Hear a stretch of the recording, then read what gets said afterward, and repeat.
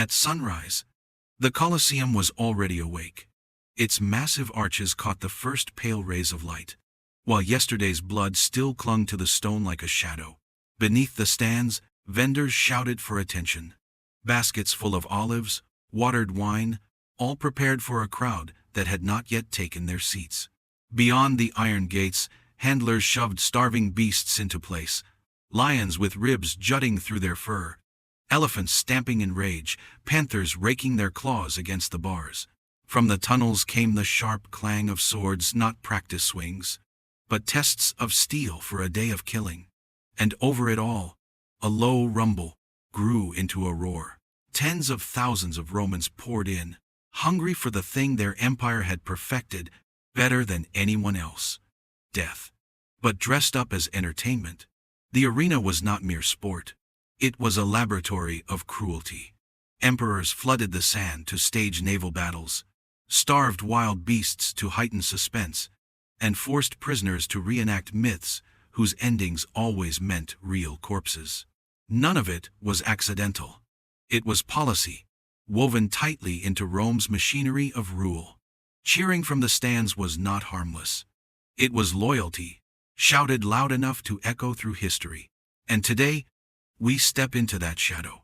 These are the most brutal, most inhumane spectacles, moments when Rome went too far. From blood-soaked funeral rites to executions dressed as theater, we uncover how the empire built its glory by turning suffering into applause. Now take your seat. The gates are creaking open. The first gladiatorial combat in Rome did not begin with golden fanfares or emperors in purple robes. It began with a funeral. In 264 BC, the sons of Decimus, Junius, Brutus, Sceva, chose not to honor their father with statues or prayers, but with blood.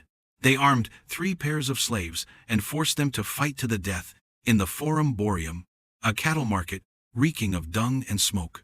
This was not entertainment. This was duty. A munus, an offering ode to the dead. The custom was not unique to Rome. In Campania, warriors had once been slain at graves to appease restless spirits. Over time, random killings gave way to chosen combat. The dead no longer demanded nameless victims but battles between selected men. The Samnites, Rome's old enemies, held such contests, and Roman elites eagerly adopted the practice. To bury a man with treasures displayed wealth. To bury him with a blood-drenched spectacle proved power. But funerals were only the beginning. By the 3rd century BC, Roman leaders saw these combats could serve more than ancestral honor, they could steady politics. Religious festivals, once solemn offerings to Jupiter, began to feature gladiators. The Senate called it piety. But the crowd knew the truth. State-sponsored violence, designed to keep the people loyal. Even the armor told stories. Early fighters dressed as Rome's conquered foes, the Samnite with heavy shield, the Thracian with curved blade, the Gaul with broad sword. Watching them bleed was watching Rome's victories replayed, cut after cut. Death became propaganda. And as blood spilled, the scale grew. Temporary wooden stands gave way to permanent amphitheaters, temples of violence holding tens of thousands. The games no longer belonged to grieving families. They belonged to the state. Every drop of blood whispered the same message. Rome commanded men, armies, even death itself. No one then could have guessed how far it would go. From sacrifice to theater, from duty to obsession, Rome had discovered a new weapon. Power, over not just the living, but over the very meaning of dying. And once that door opened, it never closed again. The roar of the crowd was not reserved for men. It thundered for beasts hauled from the far ends of the earth. Lions from North Africa, leopards from the Caucasus, crocodiles from the Nile, even giraffes dragged from deserts. They were not displayed as wonders of nature. They were cast into the sand as prey in a carnival of slaughter. Romans called these shows venationes, hunts. They were not about survival, but domination. Proof the empire could seize nature and destroy it for amusement. In 46 BC, Julius Caesar set the tone when he paraded a giraffe, the first ever seen in Europe. They named it camelopard, half camel, half leopard. But no one cared. It was thrown into the arena to be torn apart. The message was unmistakable. If Rome could capture the strangest beast alive, it could conquer anything. The slaughter only escalated. When the Colosseum opened in AD 80, Emperor Titus reportedly oversaw the killing of more than 9,000 animals in a single festival. Archaeologists have found bones marked with signs of deliberate starvation, evidence that lions and bears were weakened beforehand to guarantee quick, bloody kills. Even elephants, once the terror of Roman legions under Hannibal, were herded into the arena and butchered for cheers. Behind the scenes, logistics themselves became part of the spectacle. Caravans dragged cages across scorching deserts. Fleets carried beasts down the Nile. All so Rome could display living trophies before a city that demanded blood with every sunrise. To see a panther in the wild was dangerous enough. To watch one explode from a cage before 50,000 howling spectators, that was power made visible. Every creature was a living souvenir of conquest, proof that the empire's reach knew no limits. Some emperors turned the hunts into their personal stage. Commodus, the most flamboyant of all, strode into the arena dressed as Hercules, slaughtering hundreds of animals crippled or chained beforehand. He wanted to appear a god among beasts, but all could see the truth. A fragile ego needing applause to breathe. 639. The hunts were often rigged, beasts chained, maimed, or weakened in advance. The people cheered, not out of admiration, but because silence could be fatal. And, behind the roars lay a quieter tragedy: extinction. Ancient writers like Pliny the Elder warned that lions, leopards, even elephants were vanishing from their native lands under Rome's appetite for spectacle. The Colosseum was not just a theater of death, it was an ecological wrecking ball. But for Rome, extinction was irrelevant. What mattered was the illusion that nature itself could be trapped, starved, and destroyed for fun.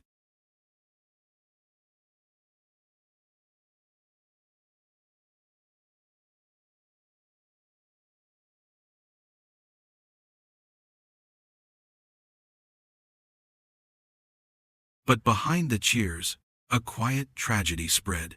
Ancient writers like Pliny the Elder warned that rare species were vanishing from their homelands after decades of Roman slaughter. Lions, leopards, even elephants were pushed to the brink of extinction, sacrificed only to feed the empire's thirst for blood. The Colosseum was not only a theater of death, it was an ecological wrecking machine. But for Rome, that did not matter. What mattered was the illusion that even nature itself could be subdued, starved, and destroyed for amusement. When you picture a gladiator, you might imagine two evenly matched warriors fighting to the death for honor. The reality was far darker. Rome thrived on imbalance, on contests designed to be cruel. They crafted bizarre weapons, imposed unfair rules, and staged duels no one could possibly win.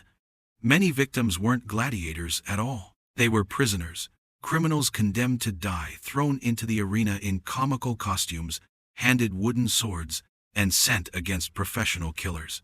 The crowd jeered as the doomed stumbled and fell. Public executions, neatly disguised as sport. Even the weapons became characters. The retiarius, armed with a fisherman's net and trident, squared off against the secutor, whose smooth, rounded helmet was designed to deflect the net. It wasn't just skill, it was suspense, a living riddle. Would the net ensnare, or would the sword break through? Romans devoured that tension, even when the match was scripted as tightly as a play. The numbers grew obscene. Sometimes one gladiator was forced against several foes. On other days, entire squads clashed like miniature armies, turning the arena floor into a swamp of blood, shattered shields, and broken corpses. And when novelty wore thin, Rome reached further. Women were thrown into the sand. Female gladiators, gladiatrices, appeared in the 1st century AD. Satirist Juvenal mocked them, but records confirm they fought against dwarfs, against beasts, even against one another. Their presence blurred gender lines, but reinforced a harsher truth. No one, man or woman, was beyond the crowd's appetite. Even helmets became tools of torment. Some narrowed vision or muffled sound, forcing fighters to stumble half-blind, while the stands roared with laughter. Others were so heavy that raising one's head was punishment in itself. Armor was not always protection, sometimes it was a cage. Then came the propaganda. Gladiators dressed as barbarians, forced to mimic Rome's enemies. Their inevitable defeat reminded the crowd that the empire always prevailed. Every imbalance, every twist, every grotesque stunt was designed to shock the audience into obedience and hunger for more. The Colosseum never settled for repetition. It invented new cruelties, always chasing the next thrill. By midday, when the morning's combats had turned sand into mud and the crowd began to drift, the arena shifted masks, from combat to theater, with death at center stage. Romans called it damnatio ad bestias, condemnation to the beasts. For the condemned, this was no trial. It was a script they had no choice but to play. Criminals, deserters, rebellious slaves, prisoners of war, they all became unwilling actors in morality plays written in blood. Thieves, torn apart by wolves. Arsonists, burned alive. Traitors thrown to lions. Each scene was a morality tale, but written in real blood. And the scale defied belief. During Emperor Trajan's celebrations of victory over the Dacians, thousands of captives were killed over 103 relentless days. This was not chaos. It was choreography, staged like acts in a grim drama, each death calculated to keep the crowd taut with anticipation. Animals were the stars of this nightmare. Lions were starved into frenzy before release. Bears chained in pits were goaded into sudden rage. Even prized leopards were unleashed on trembling victims. The uncertainty would the beast strike fast, or toy with its prey kept the stands howling. Sometimes cruelty wore myth as a mask. Prisoners were forced to play doomed heroes. Orpheus mauled mid-song, Prometheus chained while vultures circled overhead. These were no longer stories, they were blood-drenched performances. In Rome, death was not just death. It was theater mocking, bloody theater. For the condemned, dying was not enough. They had to perform their deaths, embodying mythic figures and turning themselves into grotesque parodies. Executions became twisted plays, where flesh replaced masks, and every script ended in agony. The cruelty stretched further still. Crucifixion, borrowed from the East, was staged inside the arena. Men and women nailed to timber, while vendors hawked wine and children played nearby. Fire, too, joined the repertoire. Prisoners were forced into the tunica molesta, a pitch-soaked shirt, then set ablaze. Living torches writhing as smoke curled into the sky. As Tertullian bitterly wrote, they were breathing torches. These deaths were not merely morbid entertainment. They were propaganda warnings carved into living flesh. Defy Rome, and you would die slowly, with tens of thousands watching.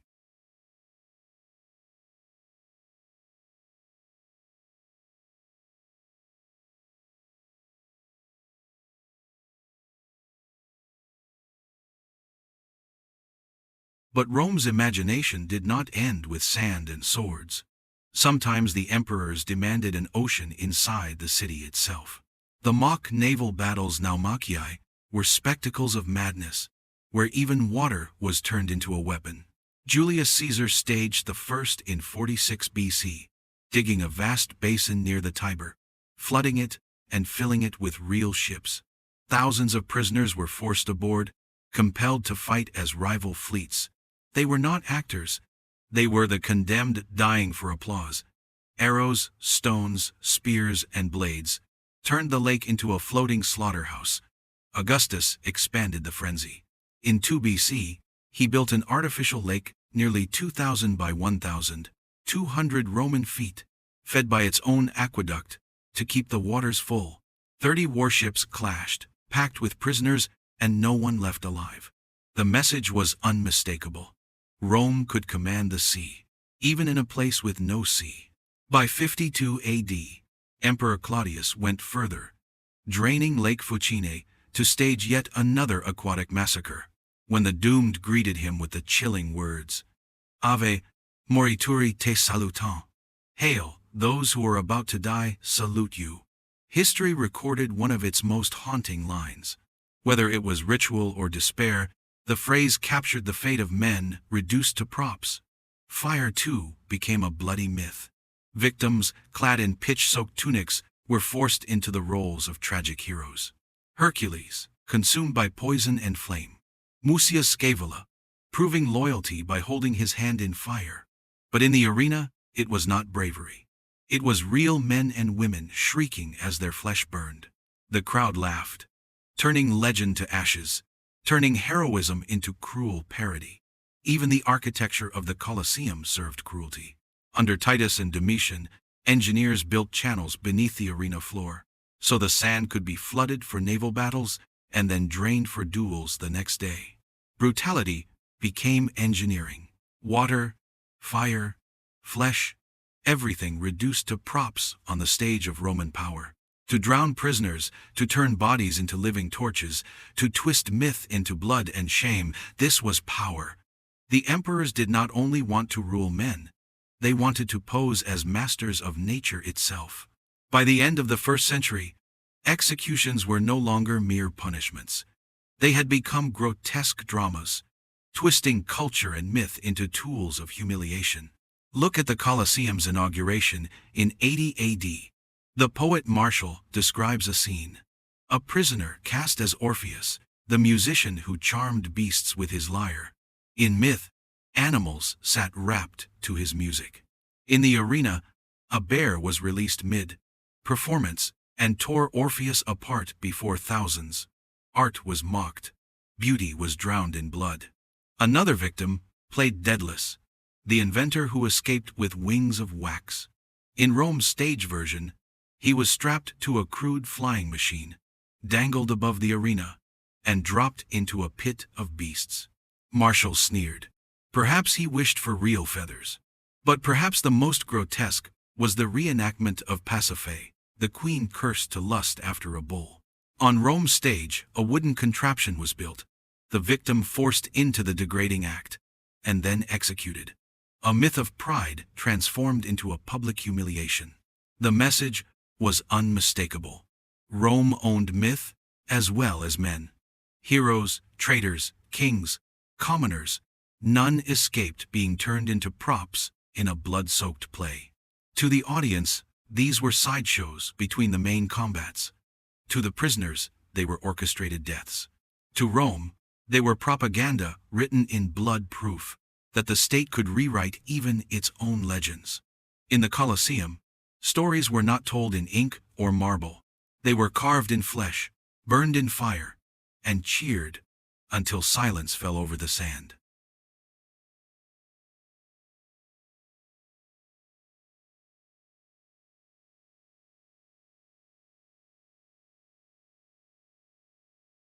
The line between entertainment and dark obsession was erased, because with a single gesture, the emperor decided who lived, who died, and how death would come.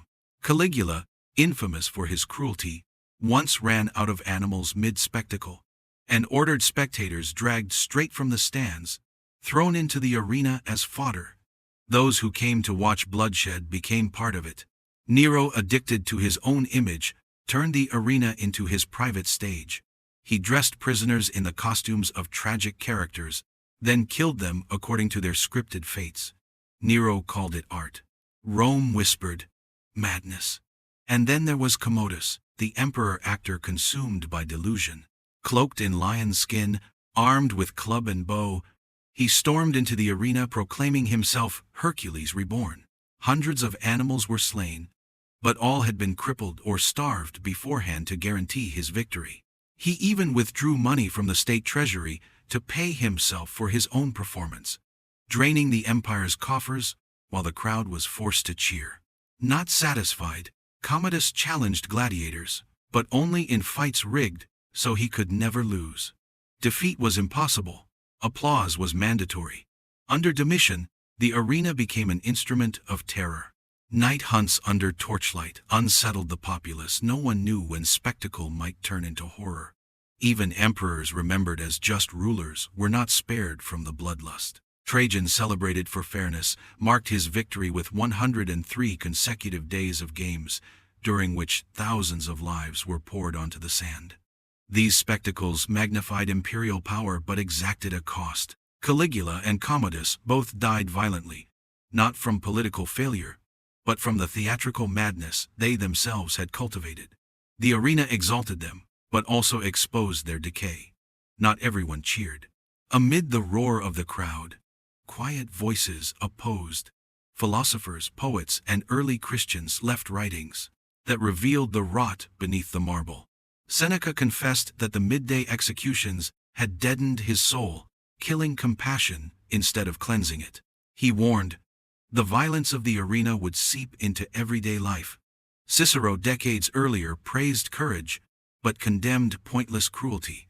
Yet even he admitted, the crowd demanded games as proof of a leader's generosity.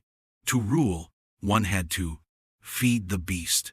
For Christians, the arena was both place of martyrdom and testimony. Those who refused to renounce their faith were thrown to lions or burned alive before tens of thousands.